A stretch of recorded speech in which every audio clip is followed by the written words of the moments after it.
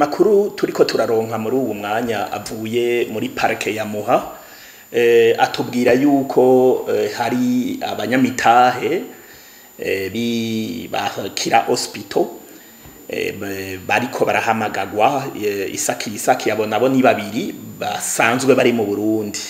Hakaba na muganga Christophe Sahabo yahora arongoye ivyo bitaro aheruka no gusubira kwizigirwa mu nama yabi bose y'abanyamitahe ku itariki 8 zo kw'icenda gwasubira rirongore hamwe rero n'uwo bita umunotere Maître Rudarage Didas. Abo rero bariko bahobwa yuko boba baratunganije Assemblée Générale y'aba actionnaire aribo abanyamitahe bakira hospital ku itariki 8 z'ukwezi kw'icenda mu 2022 bigaca biba ico no kwita notarié authentifie ku munoteri itariki 14 z'ukw'icenda. Na muganga Christophe rero yahamagawe kuko yari yatanze ico bita procuration kugira serukigwe muri iyo nama.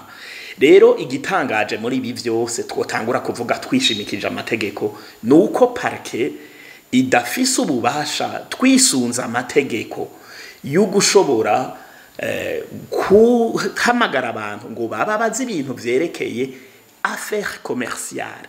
Ivyo ni ibintu biri hagati y'aba actionnaire aribo banyamitahe mu matati yabo yerekeye ibintu commercial.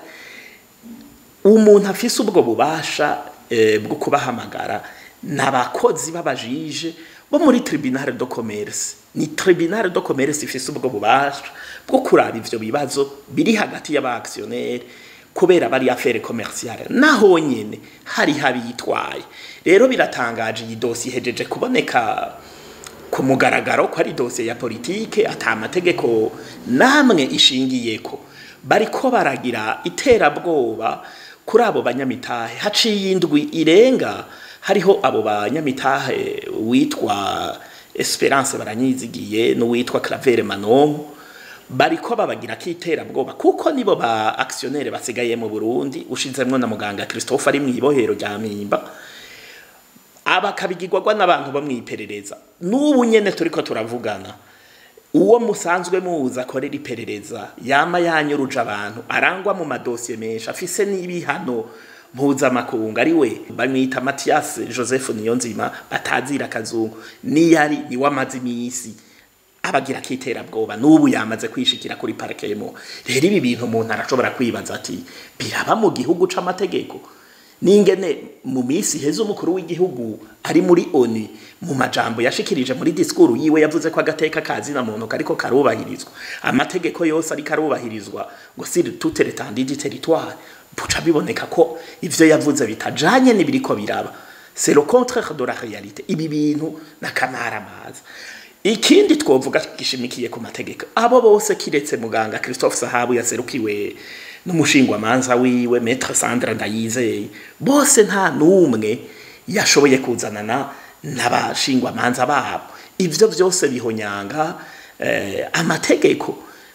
Article 10 mu gace ka gatanu na article 138 ya code de procédure pénale ivuga ko badashobora kubahamagara batari kumwe n'abashingwa manza bafise no kunuma ico bita garde de silence muri ico gihata batari kumwe nabo bashingwa manza babo.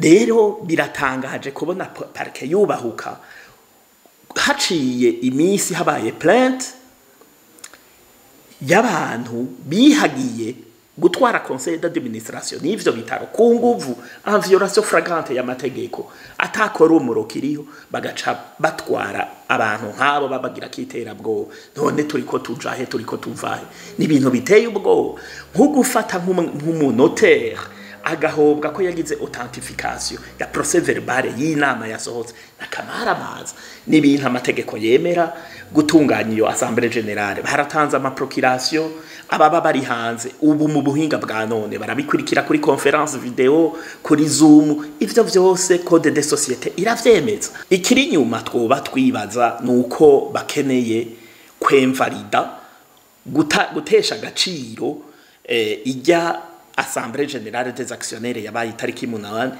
ibintu aho biriko biraja. Umukuru w'igihugu nkuko asanzwe ari magistrat suprême yategerezwa kuva mu gacerere iki kibanza kacicarira kigahera. Birateye isoni.